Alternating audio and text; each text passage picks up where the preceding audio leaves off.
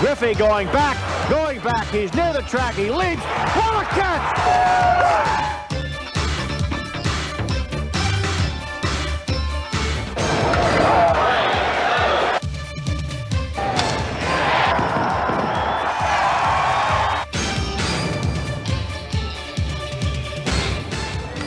Driven along the line and left back toward the wall. It is a home run. It's a home run. It just homered off the top of the wall. Catch the fever. Baseball's hottest stars. 3, 2. We back. That's right. We're back with the Major League edition of VH1 Top 21 Countdown. I'm Barry Bonds, and this is Bobby Bonilla. Mr. Bonds, can I get an autograph, please? Welcome to the world of Barry Bonds, celebrity, man in demand, television personality, and above all, baseball superstar. A star who came home to San Francisco, to the team of his dad, Bobby Bonds, and his godfather, Willie Mays. For the prize free agent, there were personal reasons for coming home. To work with my dad, to go home, it's a chance of winning. And, you know, I've come from Pittsburgh, accustomed to winning. I've been in the losing side with Pittsburgh, and you know, I don't want to go backwards. So I wanted to give myself the best opportunity. With these guys over here, I think I have the best opportunity. On opening day, Bonds gave the fans his best shot. That one's high, deep right field. This has a chance. Gone! Home run, Barry Bonds. Bonds arrived in San Francisco already well-stocked with trophies, among them 2 MVP awards and 3 consecutive Gold Gloves. Bonds makes the catch. Here goes Butler, and a base hit by Reed. Butler's going to third. And the throw is there, and Butler is out. Bonds throws out Brett Butler at third base. As for Barry's bat, it worked wonders for the Giants. A .336 average, plus a league-leading 123 RBIs and 46 homers. Bonds swings on 3-1. Deep, has a chance. Gone! Home run! Drive to right, hit deep. This has a chance, and it is gone! Treasure this, for you may never see it again in your lifetime. An incredible season of heroics by one man. A man who took the 1993 Giants where few expected them to go. No one was happier to have Bonds in the heart of the lineup than Matt Williams. Making a grand comeback from '92, Williams rekindled his power stroke and produced 110 RBIs and 38 home runs. In September, he was the Giants' Mr. Clutch. Deep left. This has a chance. Giants win. The Giants win it. The Giants win the game on Matt Williams' second home run of the day, leading off the 11th inning. And what the offense did for the Giants, the pitching did too, most unexpectedly. John Burkett was surprise #1, and he was hot right from the start. John Burkett, 5-0. Pretty good start. He's laughing. He's liking it. No wonder. Burkett wound up tying for the Major League lead with 22 wins, 9 more than his '92 total. Just think, Burkett and #2 man Billy Swift chalked up 43 wins between them, 20 more than they had combined for a year earlier. Bill Swift is a 20-game winner. And just like Burkett, there's no way that you can hide that smile. Nor the smiles of the rest of the surprising Giants, whose first-place lead rose to as much as 10 games over the Atlanta Braves.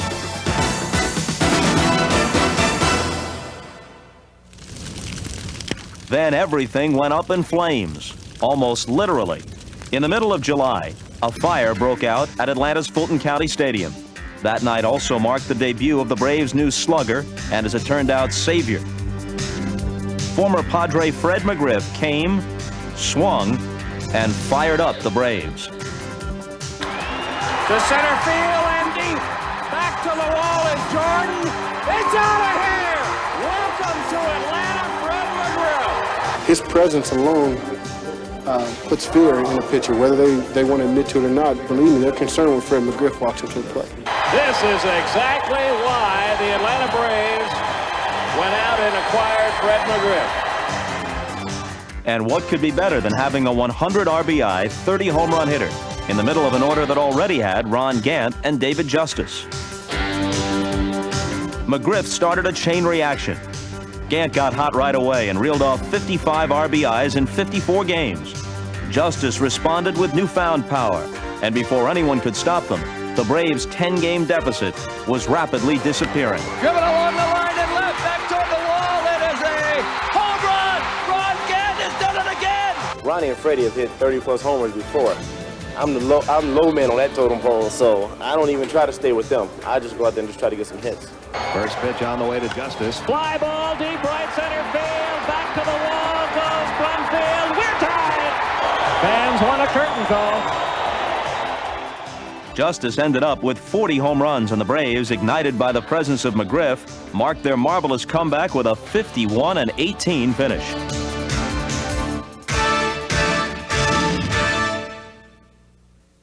But it wasn't just power that drove the Braves as they welcomed former Chicago Cub Greg Maddux to a formidable pitching rotation that already included Tom Glavine, John Smoltz, and Steve Avery.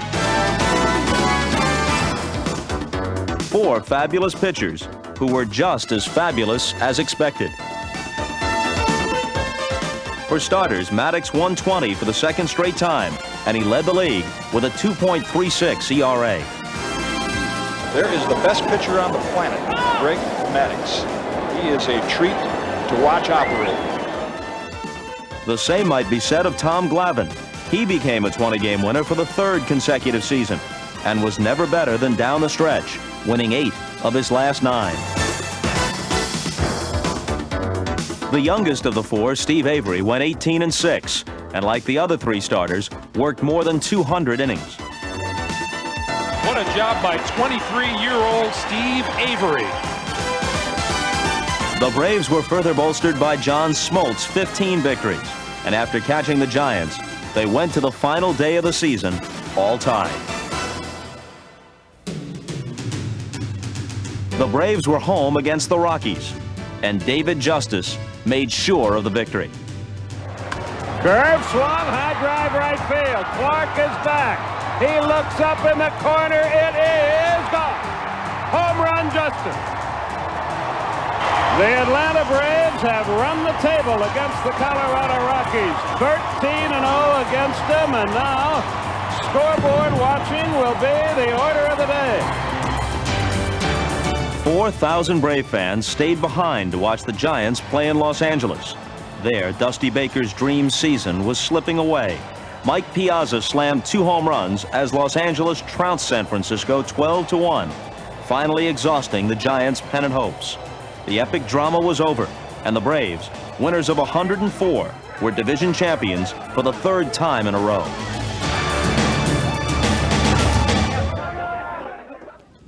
Now get out the tape measure. Here come the 3 longest homers of '93.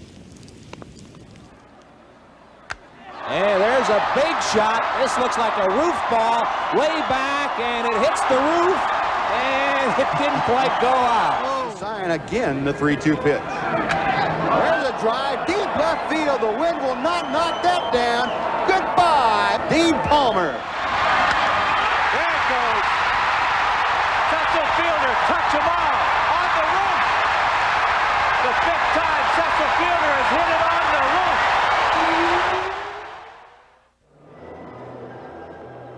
There was nothing ordinary about the 1993 Philadelphia Phillies. For my 40th birthday last Thursday, I was sent this Instant Hair Plus. 5 to 10 inches, or 5 to 10 second spurts. Huh. Just because you're known as a wild thing, try and keep the control down to this area. You don't want on your neck? No. You're not too close with it, are you? Yeah. Okay. Oh, it's working. Nice, huh? 2003, 2004, 2005. That should have been a good one. Oh yeah. That should have filled it is, man. Look at that. You got hair. That is awesome. You feel more confident, though. That's the big part. Don't I? Can't you just see it? Oh, you're beaming. You see anything growing yet? Oh, it's a huge difference. Take it down. Check out the...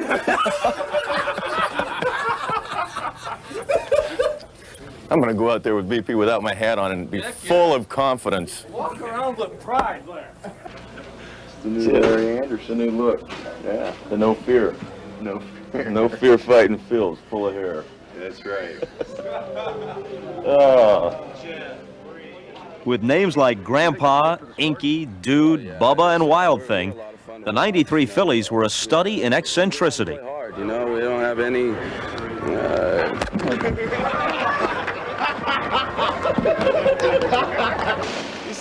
Baseball hadn't seen characters like these since, well, maybe the St. Louis Gas House Gang. Crookie, you're getting a kaleidoscope of hits. I guess you can say we got a lot of characters on this team, you know. We're really loose in the clubhouse. But when it's come time to playing baseball, we take our business seriously. Truck has a green light deep to right center field. It's out of here! A home run for the Truckers! Here's the 2-2 on the way. Strike three, outside corner. Into the air to deep left center field. He caught it. Thompson caught the ball. The Phillies got off to a flying start in April and went on to play above and beyond most everyone's expectations. No phase of their game was more explosive than the offense of Dave Hollins, Pete Incaviglia, catcher Darren Daulton, who collected 100 RBIs for the second straight season, 300 hitting first baseman John Kruk, and the man who set the Phillies in motion, Lenny Dykstra.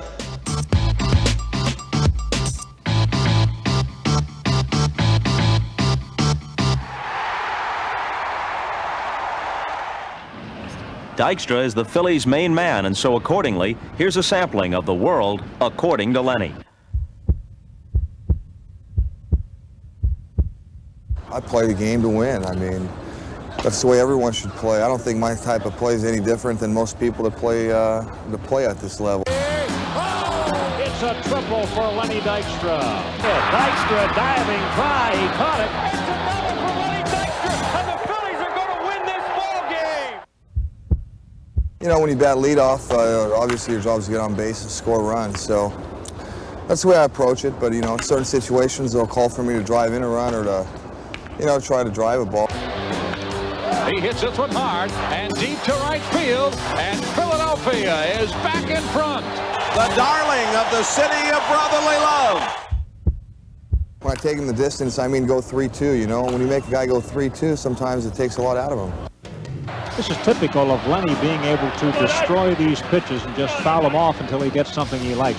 We're at 3-2. All right, here's the payoff, and he laces it down to right field line. This will be extra bases. Dykstra motoring past first.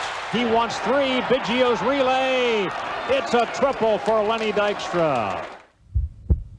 You play the type of schedule that we play over 162 games. You know, if you're doing things right, they'll add up, and that's what's happening now. All my numbers are starting to add up. Stolen base, Len Dykstra. You know, this guy just gets on base a lot. He walks the leadoff man, Dykstra. Here comes Dykstra. He'll score. And it is a fair ball home run to tie the game with 2 out of the 9th with a home run off Rojas. You know, the most important number of all is winning and losing games, and I like our position there. Dykstra epitomized a scrappy, hustling team that won 97 games and its first division title in 10 years.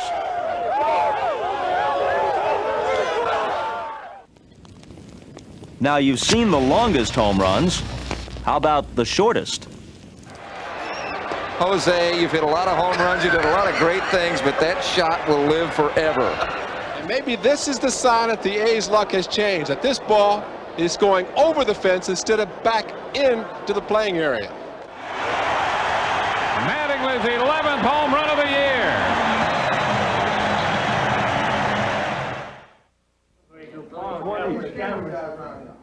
Folks, take it from the 1993 White Sox.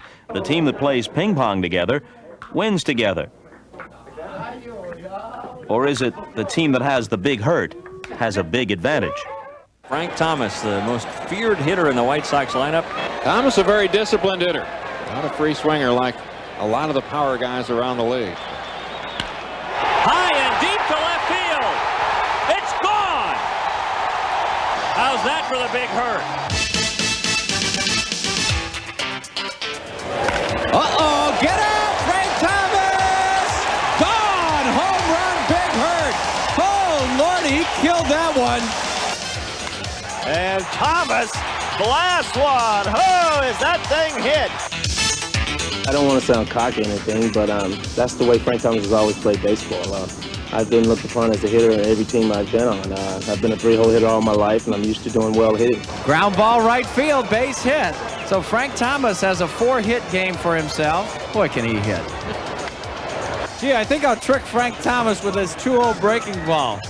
Not. Grand slam, Frank Thomas. 14 RBIs in his last 5 games. Man, is he hot. A 2-run shot by the Big Hurt.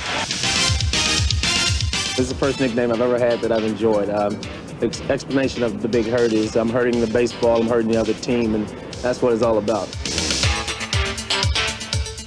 I would love to be a part of a winning team. It's not how many games you win a division by, it's winning the division. That's what it's all about.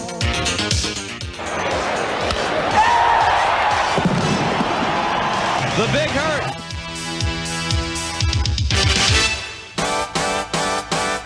Blackjack McDowell spins himself a nifty 4-hit shutout. Blackjack shuts him out 4-0, a 3-hitter. Yes! Blackjack McDowell picks up his 20th victory of the season.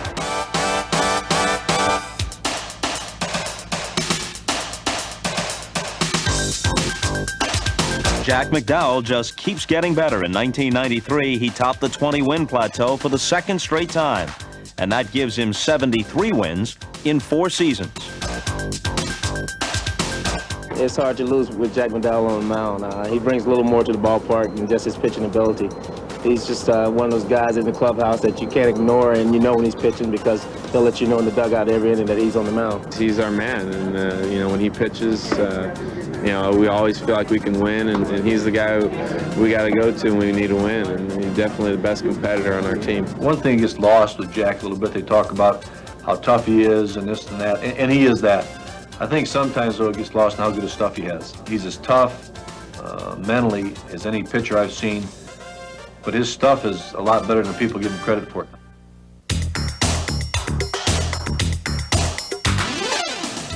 Alex Fernandez also has the right stuff. At the age of 24, he won 18 and posted an ERA of 3.13. Numbers like those earned Alex a whole lot of respect. A complete game 4-hitter for Alex Fernandez. What a beauty. And what a season for the 93 White Sox. They went into first place all alone on July 7th and held on for nearly 3 months, finally sewing up their first division title in a decade. That's into right center field. Ellis Burks! Yeah! Your 1993 American League Western Division champion Chicago White Sox. It was also a triumphant season for Bo Jackson, who came out of nowhere to star in a comeback story that began 2 years earlier when a devastating hip injury was all but certain to finish his career. It wasn't the fact of proving myself. I knew what I could do physically. As far as the long road back, it has been long. A lot of sweating, a lot of hours in the gym, in the training room. All the hard work paid off, especially when Bo stepped to the plate on opening day at Comiskey Park, his first at-bat in more than a year. That ball hit deep to right field. Tarnover goes back, looks up. You can put it on the ball. Yes! Bo Jackson, in his first at-bat in the 93 season, homers to right field, and what a moment this is for that man. I'm not the type of person that can that gives up on something. I'm not a quitter. Bo was back, and I pity the fool who missed it. 1 ball, 1 strike to Listash, and he lines one into left field that's going to drop in front of Bo Jackson. Nielsen around third, coming to the plate. Go! And Bo throws him out. What a my, what a What do you think, T? Wow, that Bo Jackson, the bound and hip with the arm. That was awesome. I'm impressed, and I'm not usually impressed that much. The turnaround of Greg Jeffries was also impressive. Getting a fresh start in St. Louis, Jeffries found happiness at first base, and with 46 steals, more speed than most first basemen dream of.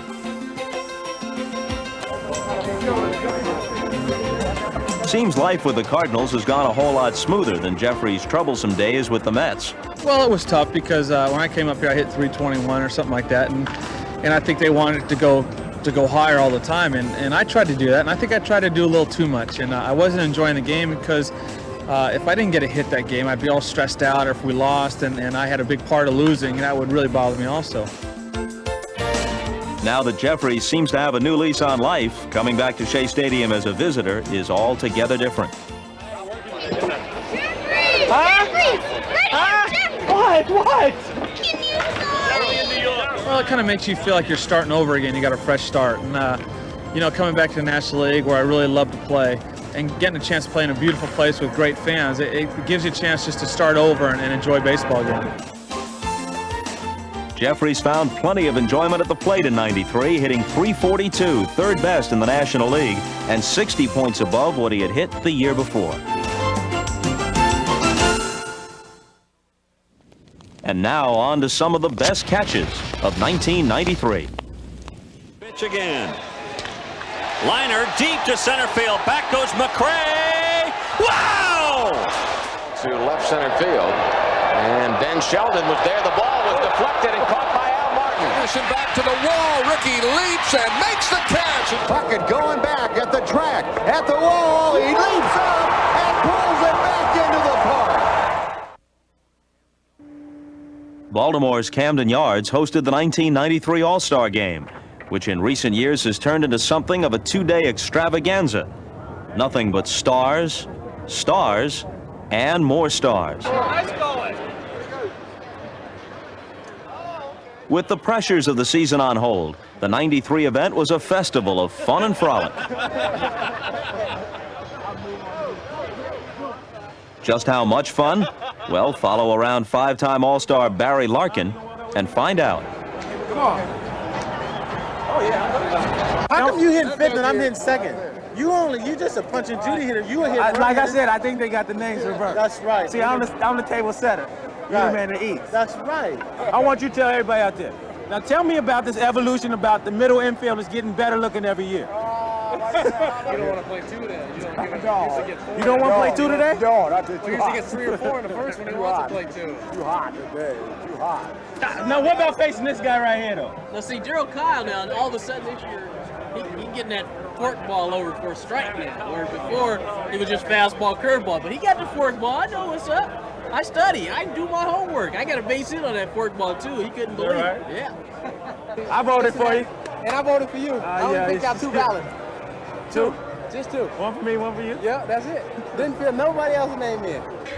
See, this who you want to be like. And it wasn't only baseball stars Larkin was running into. How you doing, baby? All right, baby. How you doing? You know Barry? What's up, Mike? How you doing, man? All right, good to see you. Good to see you, tomorrow. Good to see you, partner. All right. Yo, man, how's that? I can't hit no left-handed. For some reason, I just cannot hit a left-handed. My shoulders are all tight all of a sudden. I got to lie down or stretch. Something, rub some tobacco juice on my face. Spit on my foot. Well, these are new shoes. I don't know what to do.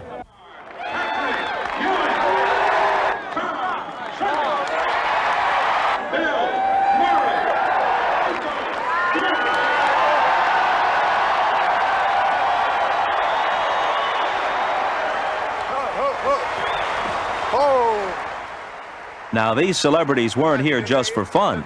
They were also trying out their swings in the charity home run contest. No hard feelings. Come right this way. Just set up. I had to. Hey, don't throw no junk, man. Oh, sheesh. It's right here. It's right here. Throw it right here. It's okay. It's all right.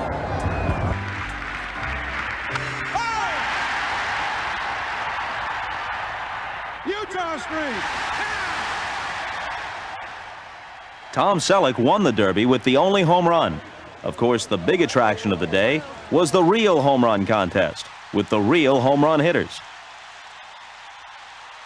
Not surprisingly, that event turned out to be truly explosive. Wow.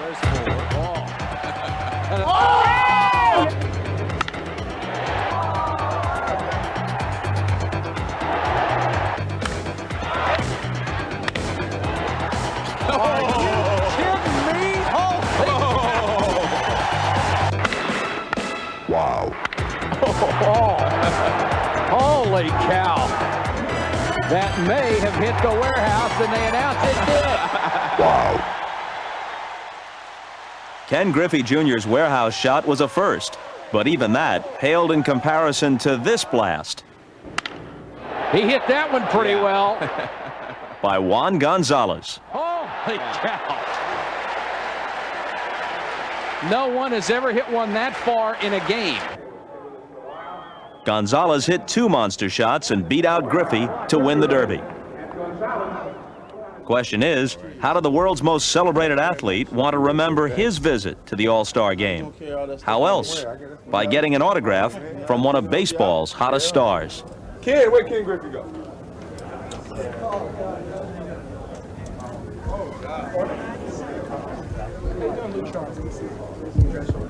Excuse me. Yeah, she said I have to hold up. I think we'll pull back. Y'all turn this off and do whatever you got to do. Let me get my autograph. Do I get one? You? Huh? No. I'm going to it. I may go by and touch it. Michael, did you give him any tips? Hey, man, I'm going to leave my number over at Carmen, man. All right. White Sox, you want this one? I take it off my back here. So I give it to you. You sign it? Yeah. I see the White Sox all the time. They give me those. You go get another one. I hope so. You don't come when you come to Chicago and be mad at you. Take it easy. That is third, the center fielder from the Seattle Mariners, Ken Griffey Jr. This All-Star seems to have a galaxy all to himself. This one's not staying in the yard. Number 100. And can a diving try? Does he come up with it? He does. Welcome to the amazing world of center fielder Ken Griffey Jr.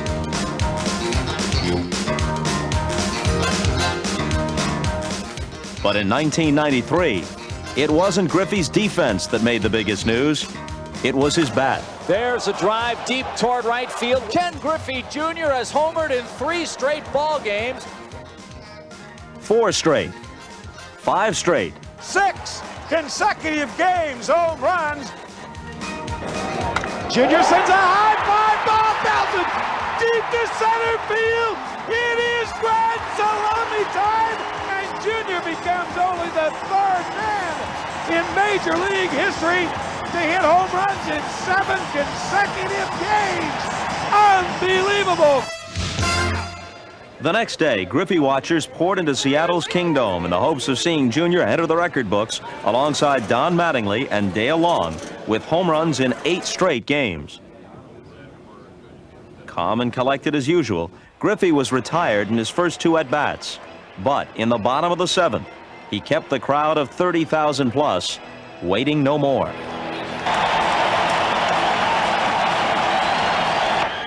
A high drive to right field. This ball is gone.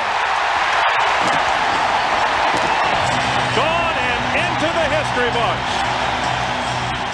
Besides the 8-game home run streak, Griffey collected 45 home runs, 100-plus RBIs for the 3rd straight year, and a 4th consecutive 300-plus batting average. Talk about star power. You're talking Ken Griffey Jr. Now on to more of the best plays of '93. Cormier popped him up behind home plate. Magnozzi. They run on a roll. Oh, what a play! He's not running. Yep. Stopped by Gallego to Kelly, a barehand pickup, a double play! They're running. Carr lines it down. It's caught. And that's it. Triple play.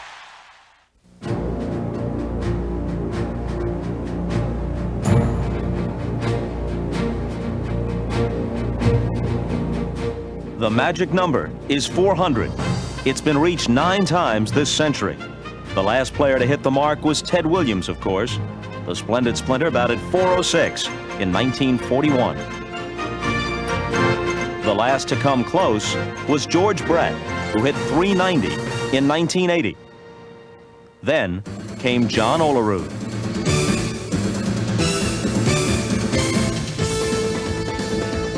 At the age of 25, Olerud captivated baseball with his pursuit of that elusive 400 mark. As late as the middle of August, his sweet swing was bewildering pitchers so readily, he was threatening to do what no hitter had done in 52 years. Last year was my best year, hitting .284, and I think coming into the year, I felt like hitting .300 was a reasonable goal to shoot for. And with the home run, John Olerud is now hitting .400 again. 20 or more home runs. Home run number 20 for Olerud. That's a career high. 80 or more RBIs. Olerud now with 94 RBIs. In the end, Olerud would come up short, but he continued to pile high the clutch hits. Olerud has one hit tonight and hits that one over the head of Yount. Ball game is over. John Olerud drives in the winning run. And the Toronto Blue Jays have come from behind to defeat the Milwaukee Brewers. With Olerud's .363 average leading the way, Paul Molitor following at .332, and Roberto Alomar checking in at .326, the Blue Jays were the first team in this century to have the league's top 3 hitters. As for Alomar, he was a man for all seasons, and a player the Blue Jays simply could not do without. Robbie Alomar, you watch him a couple games a year, you don't get the full impression of just how tremendous he is, particularly defensively. He does a lot of things offensively and on the bases, but the best second baseman I've ever seen. Robbie can hurt you in a lot of ways. He can, first of all, he can hit. He can also steal you a base. I cannot take the game away from myself. I just have to play my game the way I've been playing all year round, and that's to be aggressive. Paul Molitor may have 12 years on Alomar, but neither age nor American League pitchers have caught up with him. Paul led the league with 211 hits, and he drove in 100 runs for the first time in his career. Paulie's unbelievable. I mean, here's a guy, he's 36, 37 years old. He's having his best season of his career. I know he wants to win it as badly as anybody, and we'd like to help him win it. Fly ball, right field. Deers running hard. He won't get to it. Kenyani's in to score. White's running hard around third base. The relay held onto by Whitaker, and the Blue Jays win the game. He comes through in the clutch. He hits the home runs. Anytime you want a big hit, I'd want Molitor up there because he comes through 9 out of 10 times. Molitor picks up hit number 200 for the year. His third 200 hit season in the major leagues. They called him the Igniter, and he's definitely ignited this ball club. I'd have to say if there was one guy on this team that I thought was our MVP, I'd have to give the vote to Paul Molitor. Joe Carter may be modest, but his numbers are far from it. With his usual consistency, Carter collected 100-plus RBIs for the 7th time in 8 seasons. And Joe topped the 30-home run mark for the 5th time. 3-2 pitch. This one he hits hard to left field. It's way back and gone. Home run, Joe Carter. He's hit his 3rd home run of the game. Joe's he's just a fine human being. I mean, on the field and off the field. And Joe is such a competitor. I don't think Joe would even let his kids win at a game that he was playing. Unfortunately for American League pitchers, Carter was just one of the many in a lineup stacked with dangerous hitters. Great teammates, great guys in front of me. This is a ball club. You can't help but get 100 RBIs. That's my job, and I know that every year I'm going to hit at least 30 home runs and drive in 100 RBIs. It's just how many more after that, I don't know. But whatever it takes to win the ball games, I'm up there doing my best. And Carter's best paid off when the Blue Jays finally shook the Yankees and won their third straight American League East title. It's a 93-peat. The Blue Jays are champions of the American League East again. And now, some of the best throws from '93. And we've got a play at the plate. Witten trying to get Gant. What a throw. He is out. What a throw. What a throw. Klink gives a curveball. It's hit right up the middle. And here comes Biggio. And he is out. Center field. Curtis, the catch, tagging at third. Espinosa, he's on his way to the plate. The throw there, the tag. He is out of the plate. 1993 was loaded with great performances. Among them, 3 no-hitters. One by Chris Bosio of the Seattle Mariners. Another by Darryl Kyle of the Astros. And one by Jim Abbott of the Yankees. And the ground ball is short. Velarde, he did it! He did it! No-hitter for Jim Abbott! The memory of Abbott's no-hitter will no doubt linger in the minds of Yankee fans. But Yankee Stadium wasn't the only place where Abbott left a lasting impression. Here in the sandlots of Harlem, far from the spotlight of the major leagues, a group of kids took heart from a big league pitcher who had himself overcome tremendous odds. As you can see, I was, born with one hand, and people always gave me the opportunity and chance to play, and that always meant a lot to me. And I'm glad you guys are playing baseball. There's so many hard things in kids' life, especially kids who may be challenged in some way, that to get out and to meet other kids and to play baseball, to swing a bat, to throw a ball. I think it's definitely worthwhile. To Yankee fans, Abbott is a star pitcher. But to these kids, he's a man who made them feel special. Mo Vaughn is also one of the league's bright young stars. He marked his first full season with the Red Sox with 101 RBIs. But his shining moment may have been this at-bat in Anaheim. Mo swings and drives one to center field. Well hit. This ball going back. This ball is going to be out of here to straightaway center field. No one was happier to see Vaughn's home run than 11-year-old cancer patient Jason Leader. He got a birthday call from Vaughn just before the game. I didn't make a promise, but I told him I would try. And in situations like that, that thing worked out. Even better than seeing his home run wish fulfilled on TV, Jason got to come to Fenway Park to throw out the first ball and meet in person the man who had made his birthday so memorable. An all-time record 4.5 million fans witnessed a memorable summer in Colorado. But to one fan, Rockies baseball wasn't about baseball at all, really.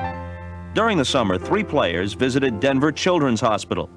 Their visit prompted a letter from the mother of one of those children. Rockies announcer Charlie Jones read it on the air. It's from Bobby Carley, and it's to Danny Schaefer and to Jeff Parrott and to Joe Girardi.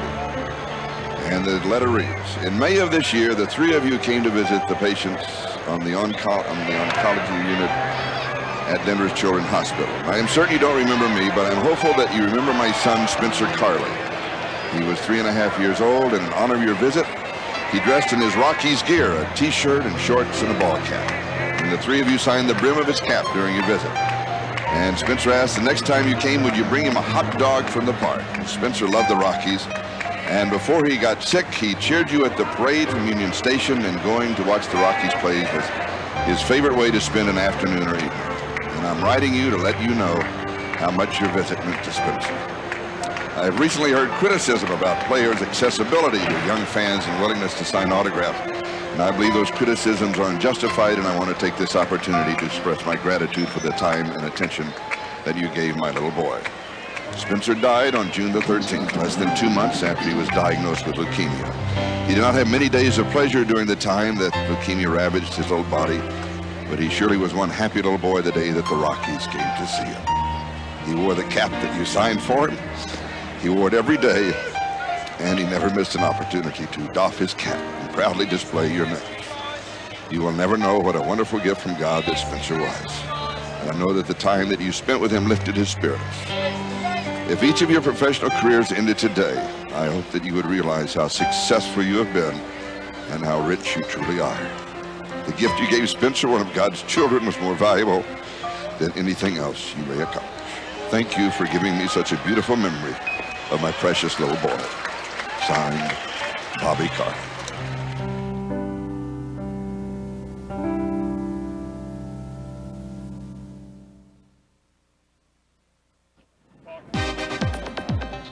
When it comes to star power, no one has more of it than Juan Gonzalez, the Rangers super slugger who drove in 118 runs and smashed 46 homers to win his second straight home run crown.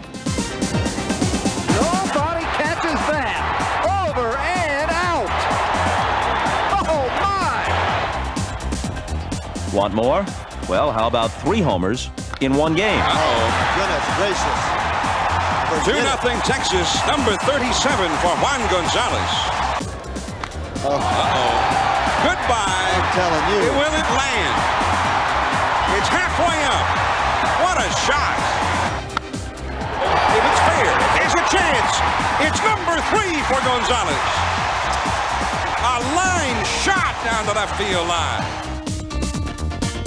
Seems all these homers have turned Gonzalez into something of a matinee idol, not only at the ballpark in Arlington, Texas, but on television, where he's even got his own sneaker commercial.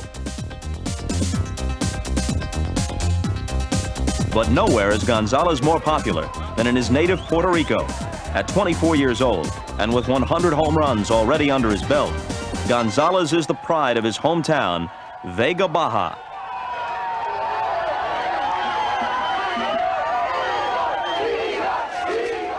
He's also one of baseball's hottest young stars, all under the age of 28, who are turning baseball on its ear. 200 hits, 20 home runs, and To right center, nobody's going to get this one. Uh-oh, look at this. This is another home run. Carlos Baerga, his second home run in the inning. There he goes. Borders throwing. Not in time. Stolen base velocity. And a drive deep to left. The soon-to-be crowned Rookie of the Year, Salmon, makes it 3-2 Angels. Does this guy have power? 2-1 on a home run by Piazza.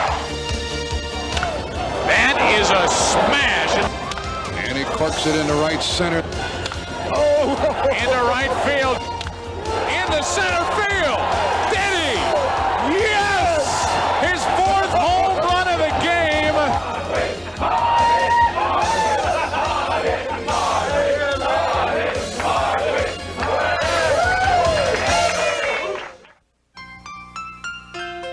Dave Winfield will continue at age 42, but 1993 was the end of the road for strikeout king Nolan Ryan. Baseball's most durable catcher, Carlton Fisk, and the greatest Royal of them all, George Brett. He swings, long drive, left field. If it stays fair, it's gone. Home run! The Red Sox win, and the series is tied 3 games apiece. That's it. Number 7 is in the books. The remarkable Ryan has done it again. Tim Fortuno's pitch ripped on one hop off over the belt into right field. And that is number 3,000. The fireworks go off. He ties Roberto Clemente for 17th on the all-time list.